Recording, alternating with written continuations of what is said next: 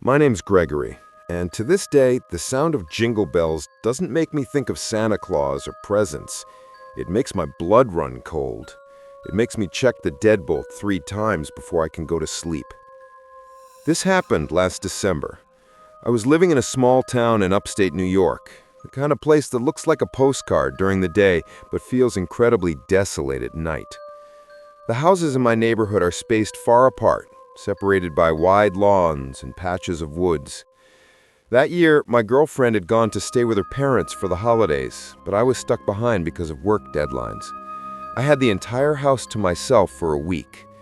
Honestly, I was looking forward to it.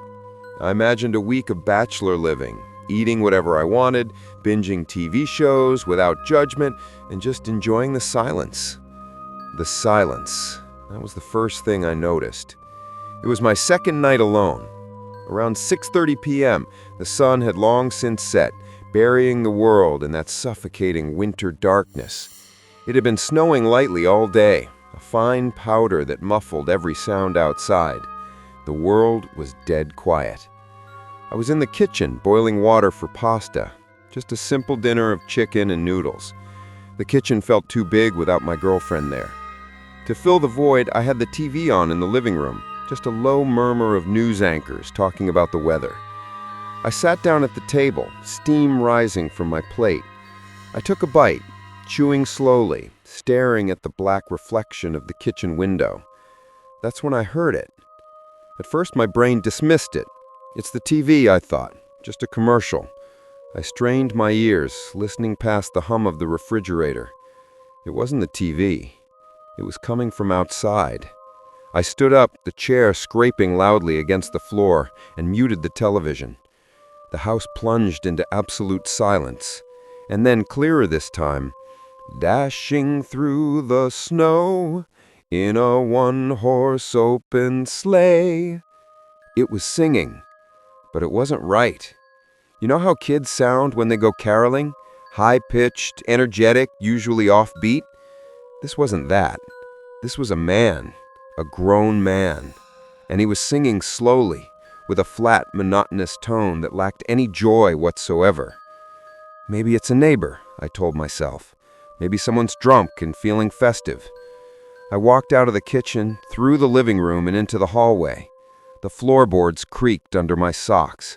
The closer I got to the front door, the louder the voice became. "O'er the fields we go, laughing all the way." He wasn't laughing. The voice was deadpan, and it sounded close, too close, like he was standing with his face pressed right up against the wood of my door. A knot of anxiety tightened in my stomach, a primal instinct that said, "Don't open it." But curiosity is a dangerous thing. I reasoned that it was just a caroler, maybe a charity thing. I didn't want to be the rude guy who hid in the dark. I unlocked the deadbolt, clack, and turned the brass knob. I opened the door, and the freezing air hit me instantly. Standing there, bathed in the sickly yellow glow of my porch light, was a man. He was maybe 35. He wasn't dressed for December in New York. No hat, no gloves, just a thin, worn-out windbreaker. But what froze me in place wasn't his clothes. It was his focus. He was staring directly down at my welcome mat, his head bowed. He didn't look up when the door opened. He didn't acknowledge me. He just kept singing jingle bells to the floor.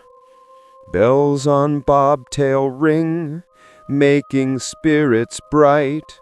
I forced a smile, my breath misting in the air. "Hi there," I said, trying to sound casual. "Merry Christmas." He didn't blink. He didn't pause. He just kept singing, his voice droning on like a broken record. I stood there, awkward and increasingly uncomfortable. I looked past him to the driveway, expecting to see a van or a group of people. Maybe he was special needs? Maybe he was lost. But the street was empty, just the pristine, untouched snow under the streetlights. He finished the song, "One horse open sleigh." I waited for the pitch, a donation request, a greeting, anything. Instead, he took a deep, shuddering breath and started again, from the very beginning. Same tempo, Same flat tone, but this time he slowly lifted his head, his eyes locked onto mine. They were wide, unblinking, and completely empty.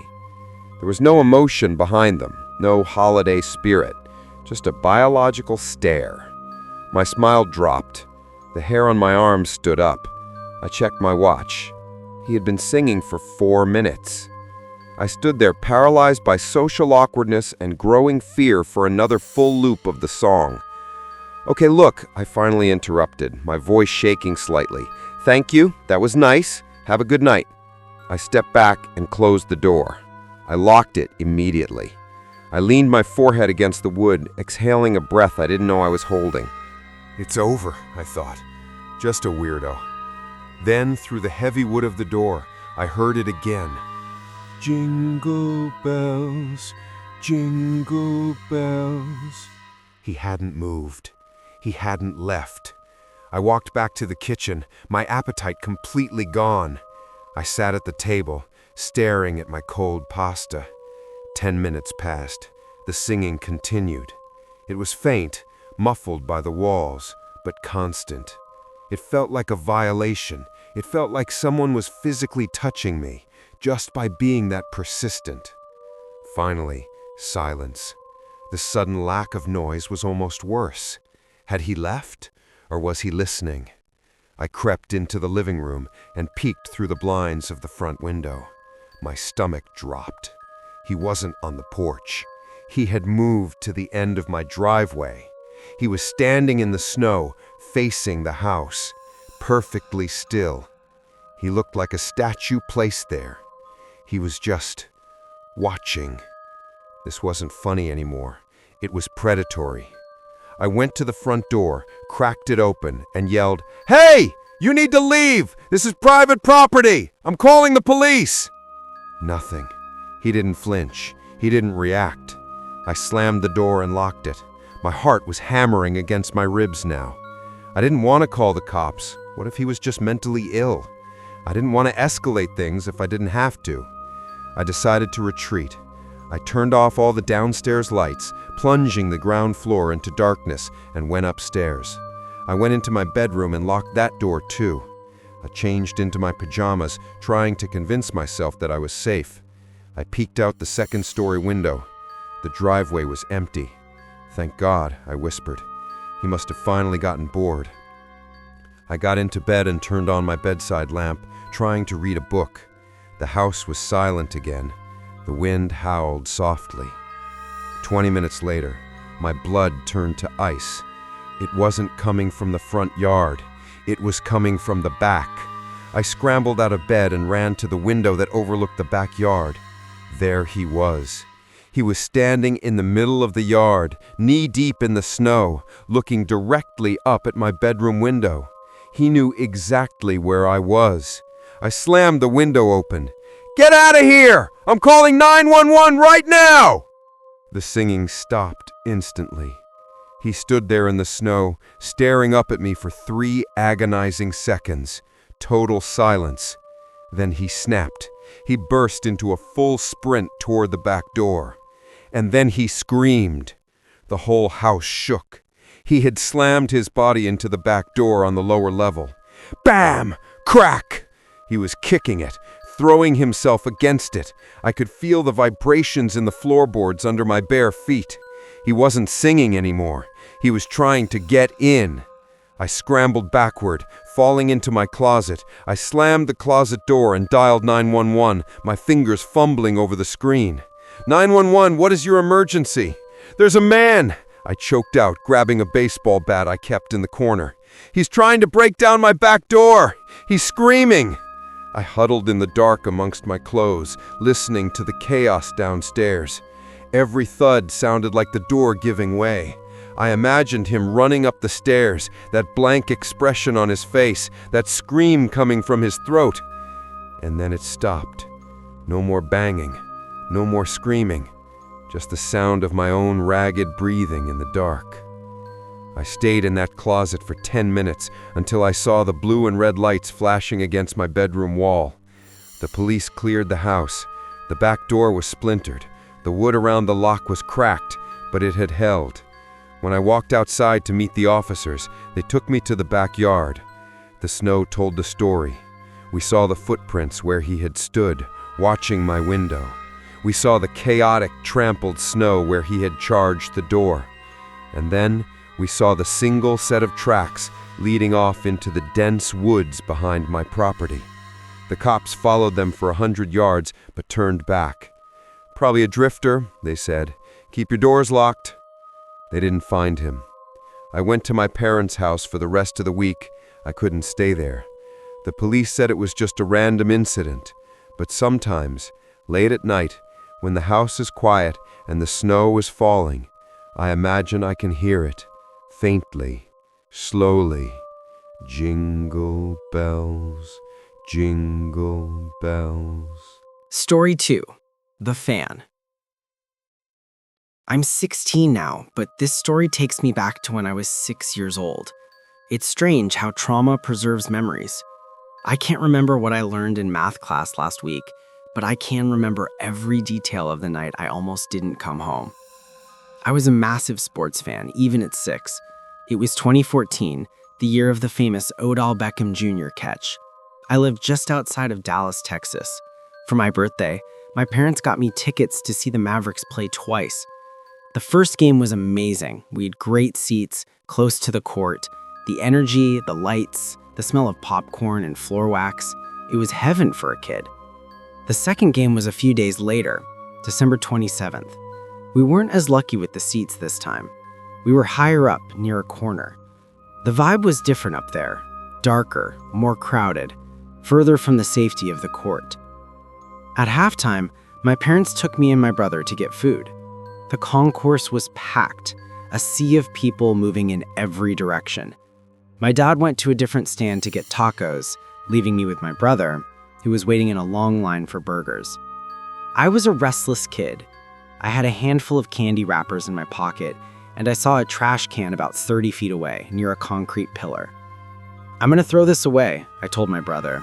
He was distracted, looking at the menu. He nodded.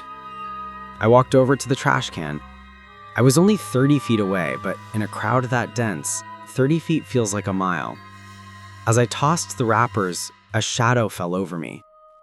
"Hey, buddy." I looked up. Standing there was a man.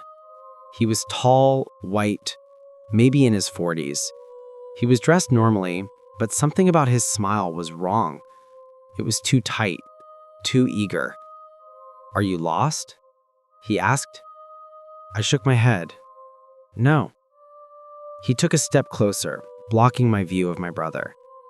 "I don't see your parents anywhere. You look lost. Come on, let's go find them." Before I could react, he reached down and grabbed my hand. His grip was firm, hard. I was 6. I was taught to listen to adults. I was confused. Is he a worker? I thought. Is he helping me? He started walking fast, pulling me along with him. We weren't walking back toward the food court. We were walking toward the exits, toward the stairwells that led to the upper nosebleed sections. "We're going to the intercom," he said, not looking at me. "We'll call your name." We went up a set of stairs. The noise of the crowd faded. The air got cooler. We reached a landing near the emergency exits. It was empty, just concrete walls and the hum of the arena ventilation. He stopped. He let go of my hand for a split second to check his phone. In that moment of silence, the stranger danger talk my mom gave me finally clicked. This isn't an intercom. There are no people here. Panic, cold and sharp, pierced my chest.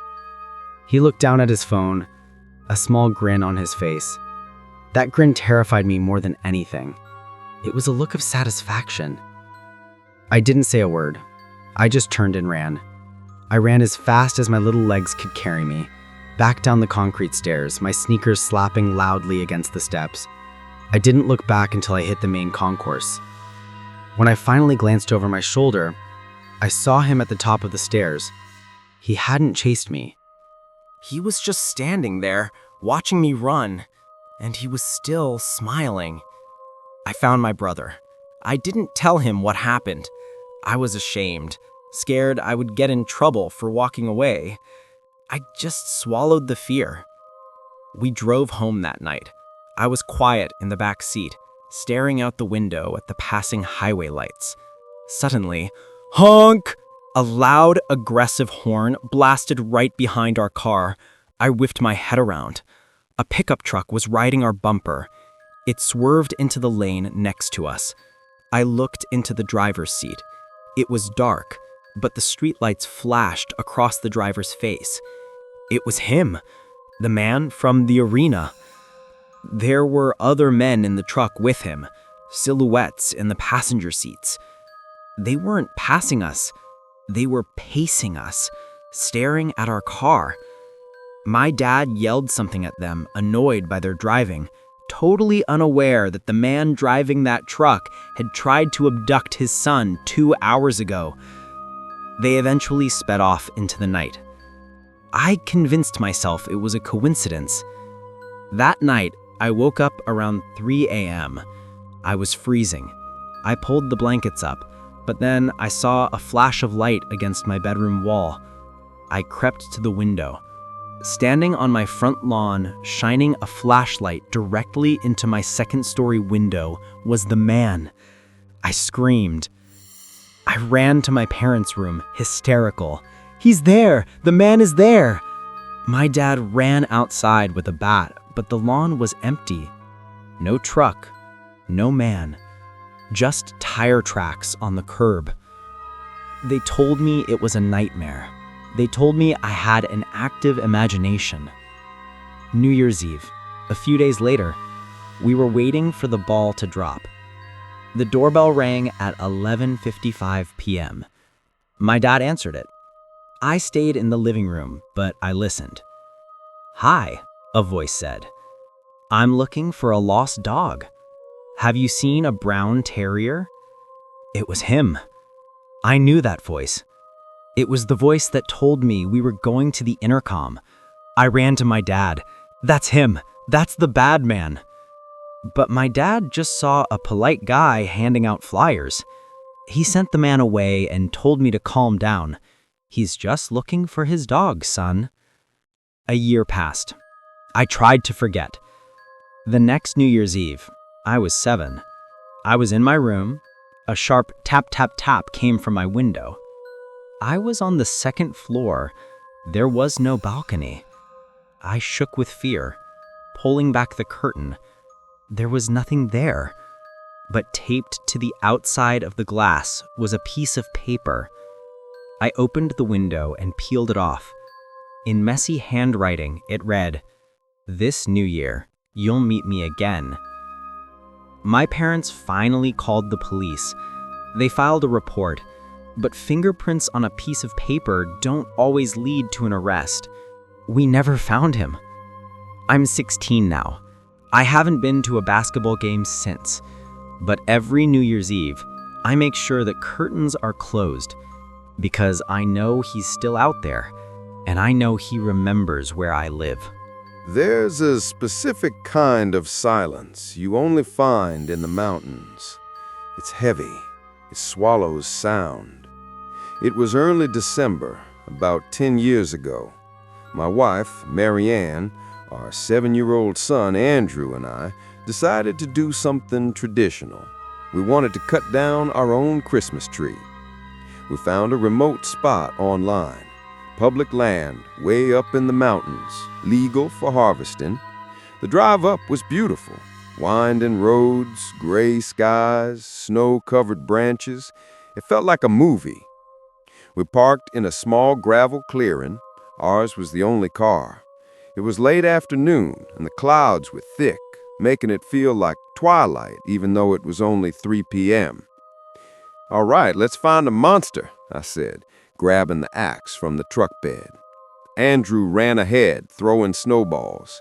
Marianne and I walked hand in hand. We followed a narrow trail that wound deeper into the woods.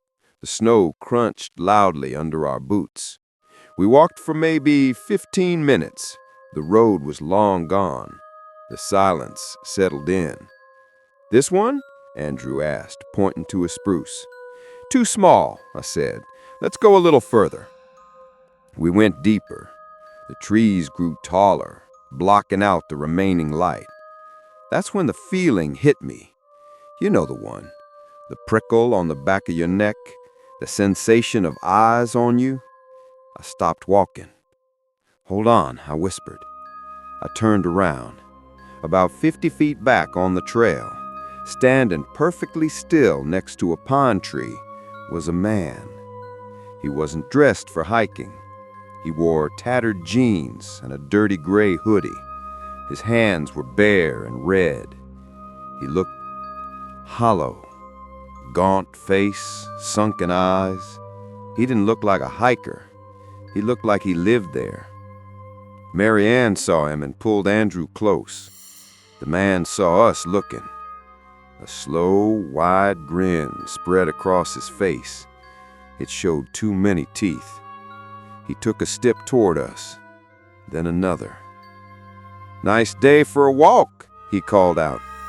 His voice was raspy, like dry leaves scraping together.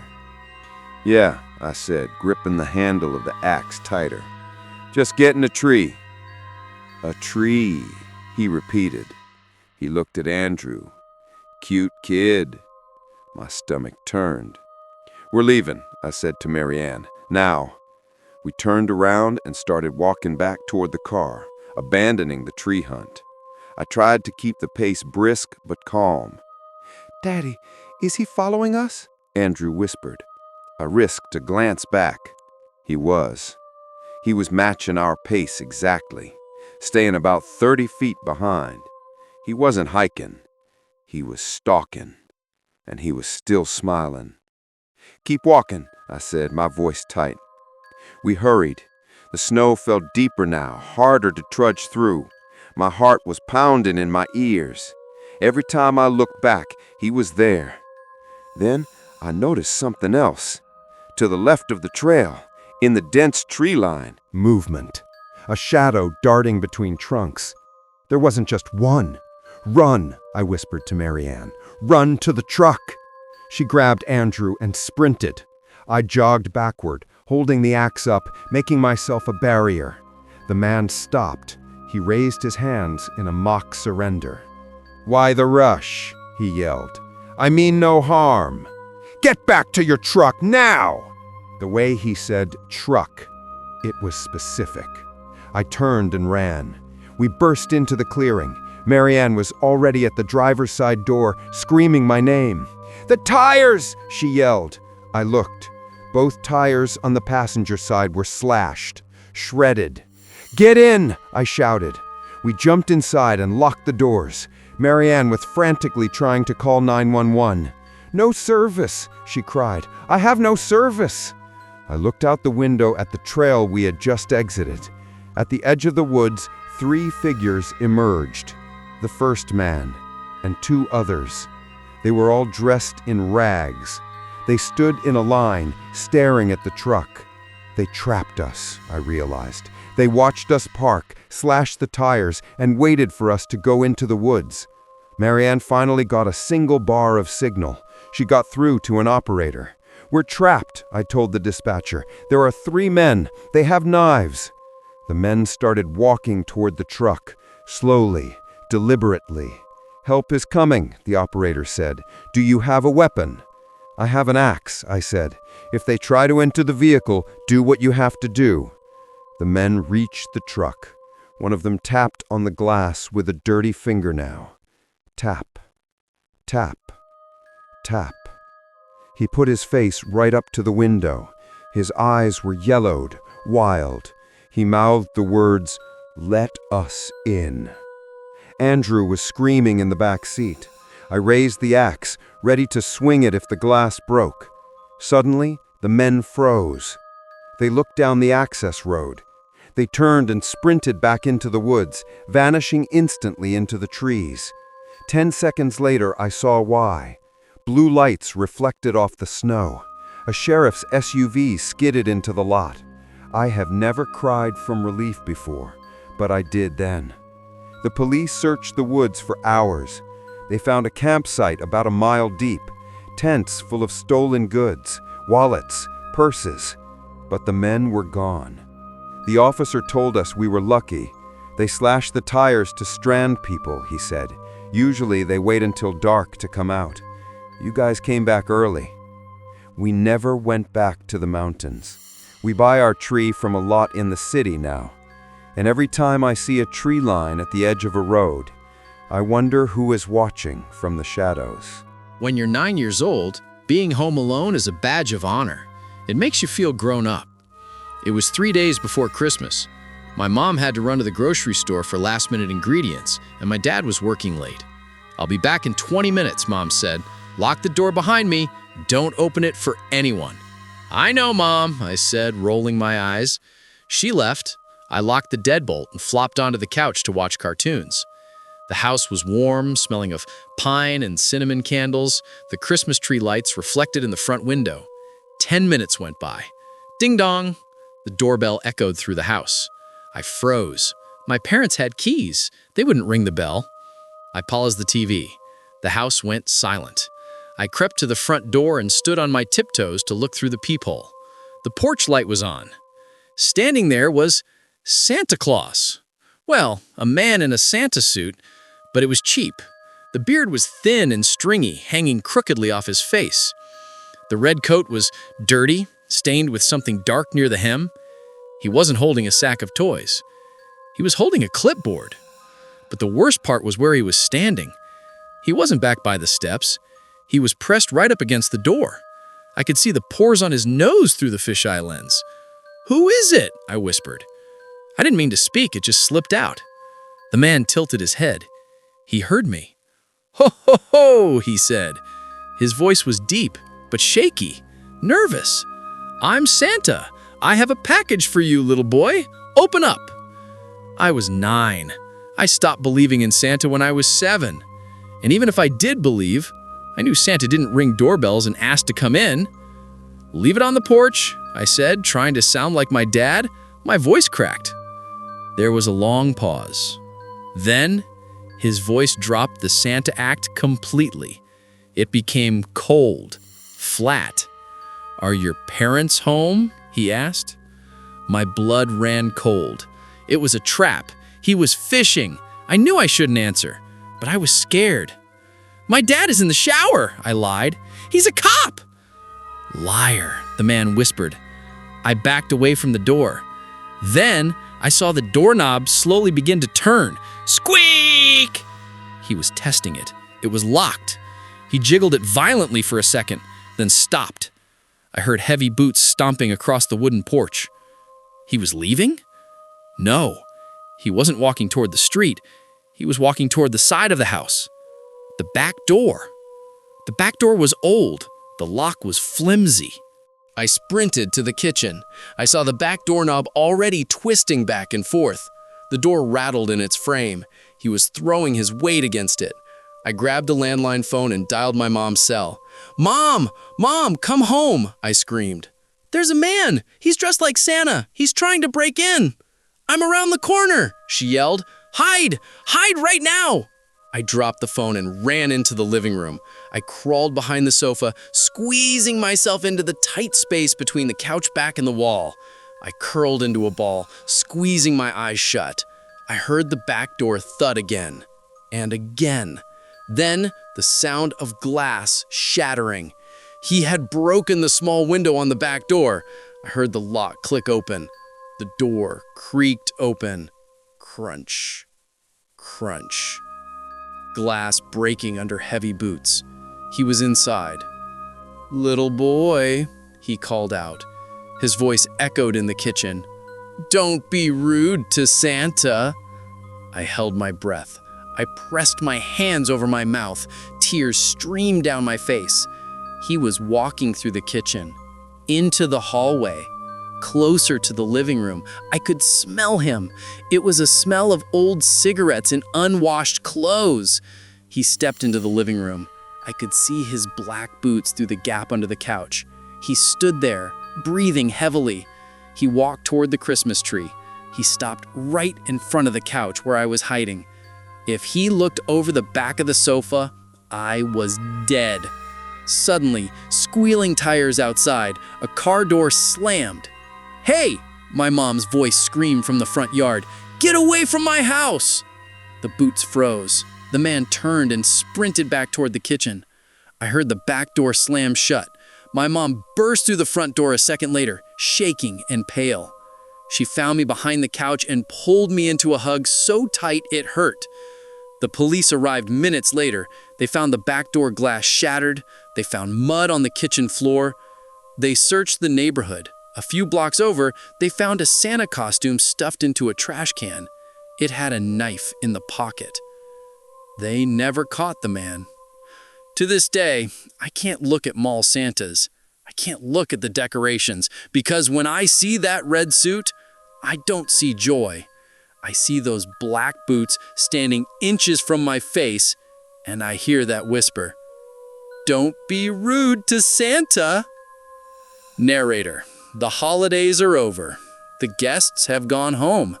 But sometimes, when you look out your window at the snow-covered street, ask yourself, are those footprints yours? Or has someone been standing there waiting for the lights to go out? If you enjoyed these stories, please like and subscribe. And remember, lock your doors. Good night.